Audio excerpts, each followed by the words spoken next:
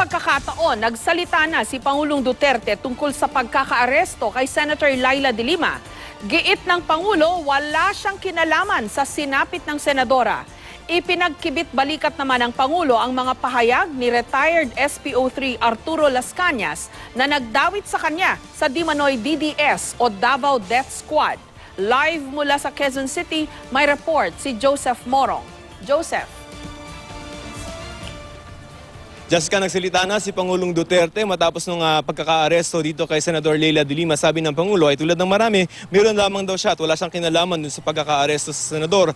Bagaman sinisiguro niya na magiging ligtas itong si Senador de Lima sa kanyang piitan. Wala raw kinalaman si Pangulong Rodrigo Duterte sa pagkakaaresto ni Senador Laila de Lima noong isang linggo. Kung may susunod pa, hindi raw niya pinapakailaman ang trabaho ni Justice Secretary Vitaliano Aguirre. We are all spectators to what transpired in the days past. We leave it to the judgment of the nation to see who is lying and who is not. Mensahe ng Pangulo kay de Lima, You can always pray that the truth will come out eventually if there is another truth. Ako naman, hindi naman mahilig ng kapwa-tao. Ngayon na sa akin, yung pinapatay ko yung kriminal, talagang dapat naman patayin naman. How can we move in this country if or lahat bangag na sa droga? ito ang kauna-unang pagkakataon na nagsalita si Pangulong Duterte tungkol sa pagkakaaresto ni Senador Laila de Lima noong isang linggo. Pagsisiguro ng Pangulo kay Senador de Lima, magiging ligtas siya sa piitan. I'm sure that she is safe. I am. Well, and I think people are interested not to see her death, but to see her in prison for what she did. Nang tanongin kung ang susunod kay de Lima ay si Senador Antonio Trillanes, na isa ring maingay na kritiko ng Pangulo. He's too insignificant to bother yourself. Pero wala naman daw dapat ikatakot ang mga kritiko ng gobyerno. Unless you are involved in drugs, you should be. You are a critic of what? Of the drug campaign and you are yourself into drugs? You should be afraid. Ipinagkibit balikat naman ng Pangulo ang mga pahayag ng umaming miyembro ng Davao Death Squad na si dating SPO3 Arturo Las Cañas na si Duterte umano ang nag-utos sa kanilang pumatay ng mga kalaban at kriminal. Ayon sa Pangulo, kilala raw niya si Las Cañas pero hindi raw tulad ng pinapalabas nito. Sir, for fairness lang, sir, kilala niyo naman si Las Cañas? Well, as a policeman, yes. I saw him once, twice a year. Pero hindi niyo po yung parang sinasabi niya kasi nagpuo kayo ng task force tapos eventually that was used as a videos. Walang task force. Tapos kita mo naman dito, I give the orders to the chief. Eh, bato. Wala akong bata-bata na gano'n.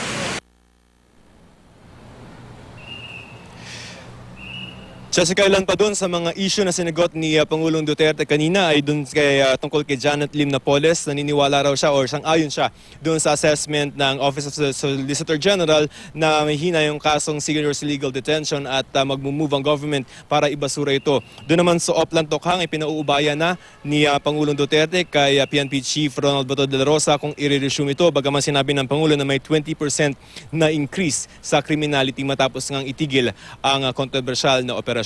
Jessica. Joseph, curious lang ako sa inyo sa Malacanang press corps.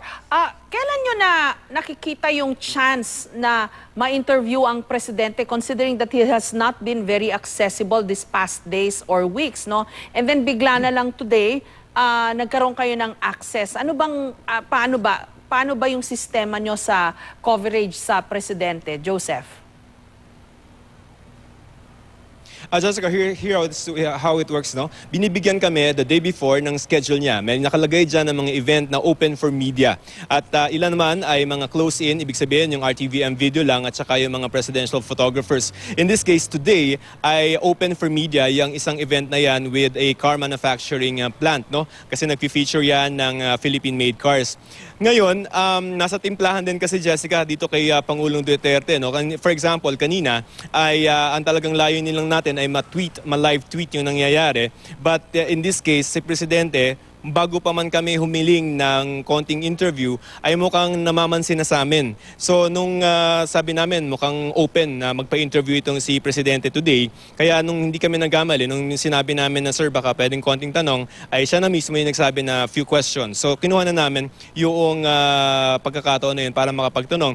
Especially because for the past 2 weeks ay hindi natin naririnig kahit dun sa kanyang mga public speeches itong si Pangulong Duterte tungkol dun sa nangyari kay Senadora De Lima, no? Kasi alam naman natin before na talaga medyo maanghang din yung binibitawan ni Pangulo tungkol kay Senator De Lima. But the past 2 weeks, especially last week nung nangyari yung pagkaka-aresto dito kay De Lima, ay Tuesday pa lamang nasa Davao na itong si Pangulong Duterte. So we sought this opportunity with him and mukhang accessible today itong si Pangulong Duterte, Jessica. May nakapagtanong ba ng reaksyon niya kay Senator Trillanes kahapon? Sinabi yata ni Trillanes na hindi daw matatapos ng Pangulo ang kanyang termino. Medyo mabigat na assertion yon on the part of Trillanes. Did the President care to react to that statement, Joseph? Well, if that question specifically hindi namin natanong yan kanina. Pero kung halimbawa kasi ang nanotice namin dito kay Pangulong Duterte, pag si Senator Trillanes na yung tinatanong namin, parang if you can describe it, yung kanyang attitude towards Senator Trillanes ay medyo nonchalant, no? Na parang I don't know whether it's a strategy or what, pero kanina nga sinabi niya na parang, sir, ang sinasabi ni Secretary Aguirre, yung si Trillanes na yung kasunod, sabi niya parang, he's too insignificant. But we don't know kung if what he saying in public is what he really means. But so far, mukhang wala pa namang outward na statements as far as I can remember for the past 2 weeks against Senator Trillanes. So kung talagang tingin ni Presidente kay Senator Trillanes ay parang too insignificant to use his words, ay baka doon muna tayo kumapit, Jessica. At binasa ko rin yung mga speech niya recently, no, dun sa events na pinupuntahan niya. Parang now he sticks to the speech, no? Dati kasi ini-ignore niya yung speech niya, pero lately binabasa niya yung speech niya. Wala na yung rambling or yung kung ano yung maisipan niyang puntiryahin. Wala nang ganon. Mukhang sinusunod niya na yung speech. Paano ba nangyayari ito, Joseph, na may speeches na sinusunod niya, Jessica, pero may... depende sa audience. Depende sa audience, okay. Yeah, kasi for example, no, halimbawa, pag ito parang ilang siya pag halimbawa ang kaharap niya mga naka-suit or kaya yung mga ambassador kasi nagkaroon tayo ng pagkakataon doon sa I think sa customs, no. Ang nakaharap doon sa kanyang harapan ay yung mga ambassadors from different countries na inimbitahan ng customs. Medyo nag-adlib ba siya doon?